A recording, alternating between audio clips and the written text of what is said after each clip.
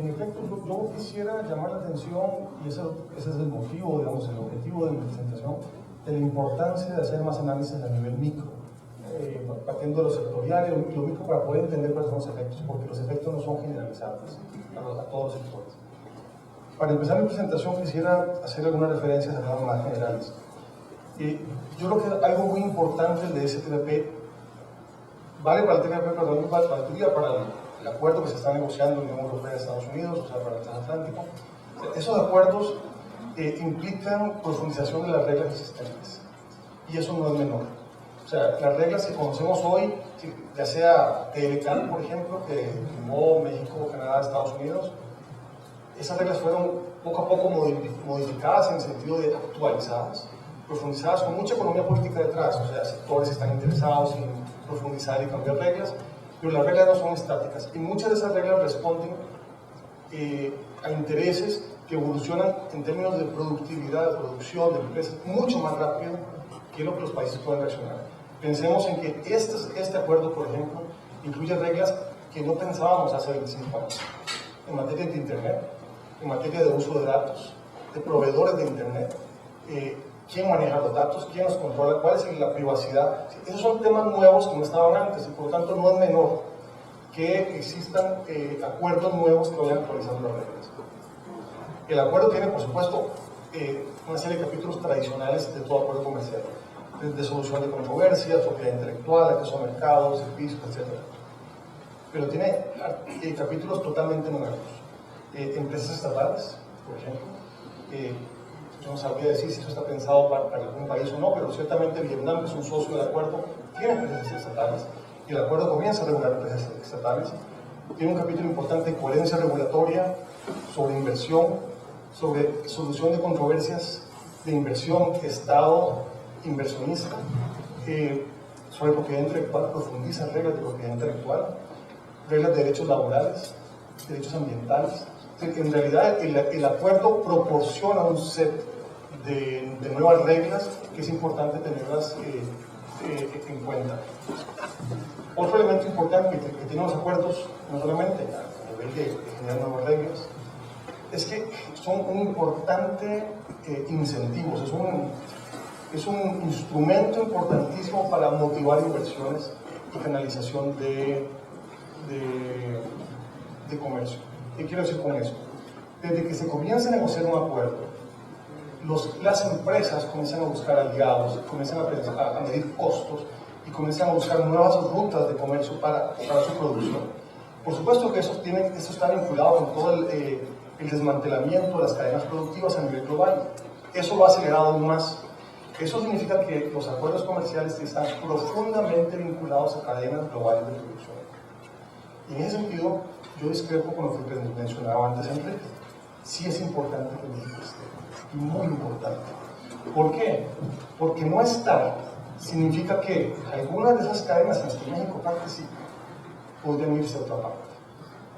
¿Por qué? Porque resulta que hay costos de producción asociados a aranceles, costos de producción o reglas nuevas, y socios nuevos, y acumulación de origen, y esas son cosas muy importantes. Y en ese sentido, sí puede hacer una diferencia. Yo quisiera enfocarme, para poner un ejemplo, en el caso del textil. En el caso del textil, fíjense que ha sucedido lo siguiente. Voy a contar un poquito de historia. En la iniciativa de la Cuenca del Caribe, Estados Unidos ofreció a Centroamérica y a los países del Caribe acceso privilegiado en materia textil y confección a los Estados Unidos. Eso significó masivas inversiones de empresas, sobre todo de Estados Unidos, pero no exclusivamente, hacia esas regiones, hacia Centroamérica y el Caribe, para exportar a Estados Unidos. Y se creó clústeres importantes de producción. Cuando México firma el TLC con Estados Unidos, hubo una masiva desviación de comercio contra Centroamérica y de inversiones hacia México. Y México rápidamente pasa a ser el principal proveedor de confección de Estados Unidos. Luego Centroamérica actualiza y firma un TLC con Estados Unidos, y en 10 años Centroamérica le gana el mercado a México. ¿Sí? Centroamérica pasa a ser el principal proveedor de confección hacia los Estados Unidos.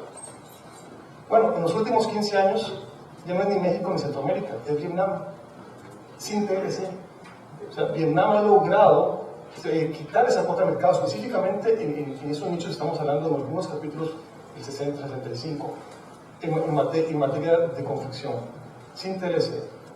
Centroamérica tiene, y México, arancel cero para entrar a Estados Unidos en estos capítulos. Vietnam tiene arancel de 12% en promedio. Pues, por supuesto, hay una preocupación seria de los productores y los sectores de esas cadenas productivas y esos clústeres que van a hacer cuando Vietnam tenga arancel cero. Primer punto. Segundo punto, hay una regla de acumulación regional. Es decir, el acuerdo comercial dice que los insumos producidos en los países socios del acuerdo van a ser considerados como productos nacionales y por lo tanto un país puede proveerse de insumos de los países del acuerdo y eso le permite entrar como arancel pactado y llegar a ser el mercado más relevante que es el mercado de Estados Unidos. Aquí es un asunto importante porque si uno ve quién es el principal proveedor de insumos en materia textil y confección para Vietnam, es China. En promedio, con 80% de la proveeduría de China. Entonces, pareciera ser, si el acuerdo se concreta, que posiblemente hay una desviación de comercio de China hacia otros proveedores o desviación de inversión. Quizás las empresas chinas decidan irse a invertir a países del acuerdo para producir y beneficiarse de ese arancel. Conclusión. En Vietnam, claro, por supuesto, en Vietnam. Sí, lo que quiero decir con esto es muy importante, primer punto, hacer más investigación.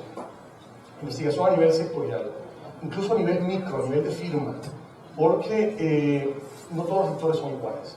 El automotriz, por ejemplo, para México pesa mucho y sería muy interesante ver cómo va a funcionar la regla de origen, por qué la Ford dice lo que dice, porque uno en principio pensaría, bueno, aquí va a haber más integración con Japón. Si no hubiera estado México, ¿qué hubiera pasado con la industria automotriz? Estando Japón dentro de ese acuerdo y funcionando con una regla de acumulación como lo que se pactó. Yo creo que el primer punto es importante hacer más investigación a nivel sectorial, a nivel micro. Segundo punto, es muy importante ver cómo funcionan las reglas de origen sector por sector. Cuál va a ser la acumulación y cuáles van a ser las desviaciones de comercio o de inversión que se van a dar. Y tercero, las nuevas reglas. No son menores. No son menores. Eso no significa que los actuales TLC van a desaparecer. No. Simplemente que vienen reglas nuevas y que van a marcar una pauta sobre las relaciones entre el Estado, las empresas y las inversiones. Esto requiere mucho más lectura y yo creo que que estamos haciendo acá es un primer paso interesante, importante sobre lo que debemos hacer sobre este acuerdo, sobre todos los acuerdos que tenemos. Muchas gracias, Carlos. Muchas gracias por esta intervención muy complementaria respecto de lo anterior que, como dijimos antes, subraya el aspecto.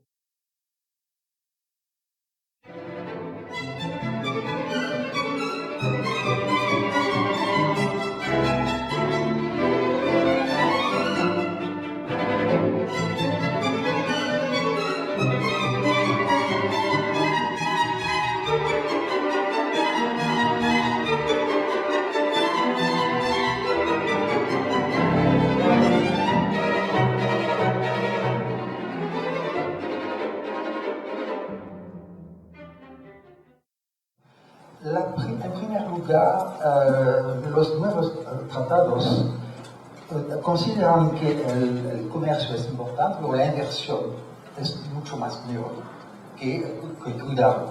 Y todo empezó en la OCDE con el acuerdo sobre la inversión multinacional y se fracasó a la mitad de los años 90.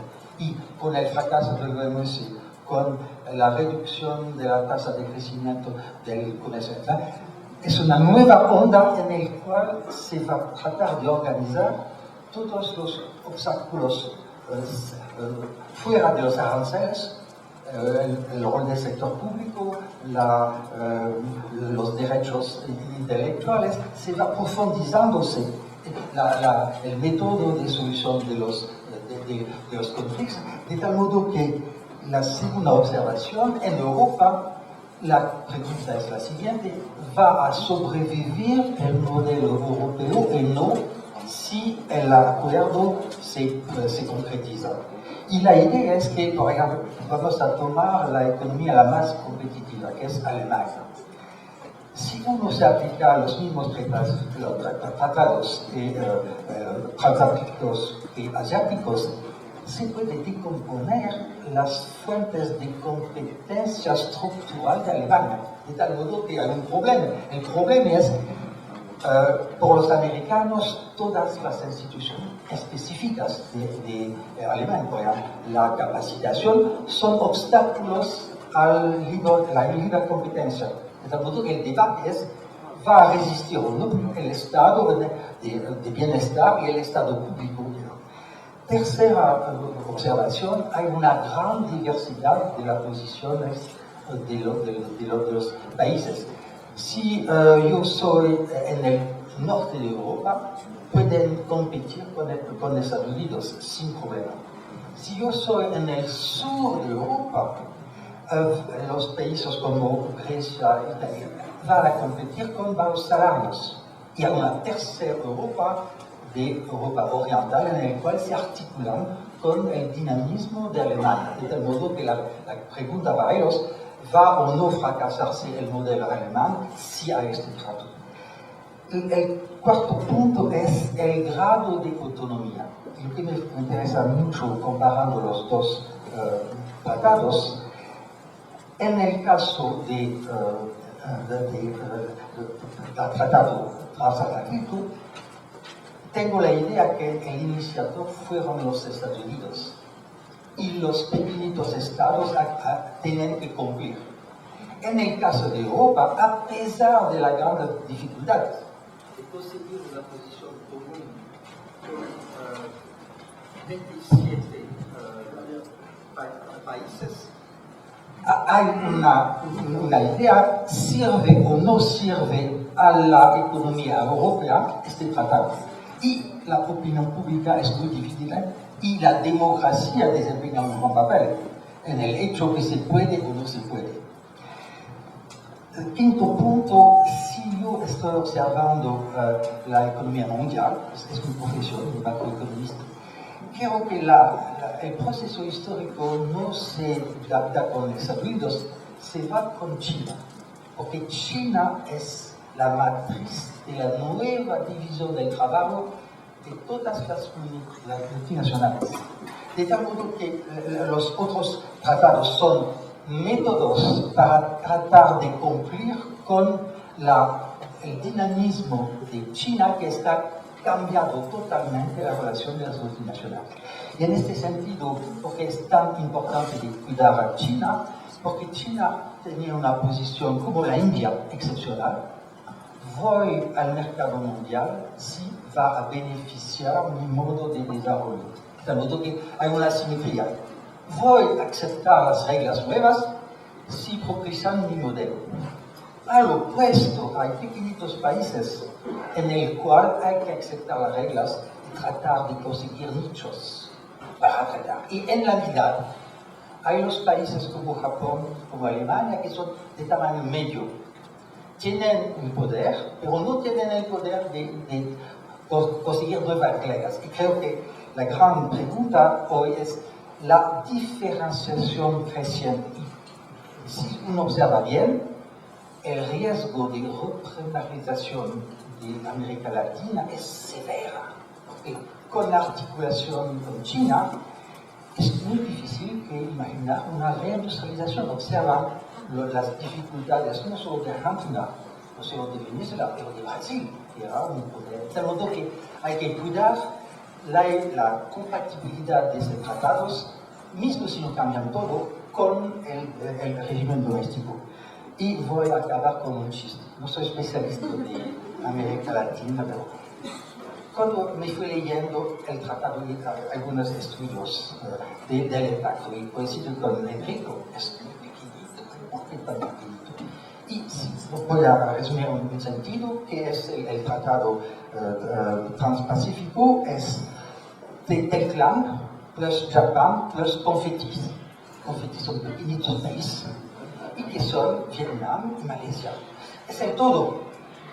La acción se toma en China al ámbito doméstico, en el político, si puede o no cambiar las reglas o utilizar ellas para su propio interés. Creo que es la gran pregunta. En ese sentido, está analizando China en un extremo y quizá México es un otro extremo.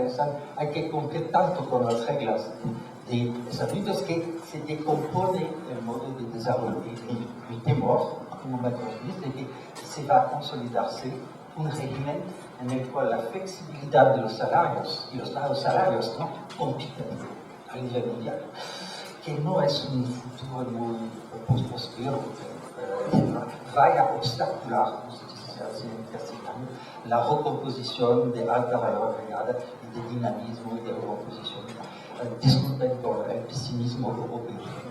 Tenemos muchísimos problemas.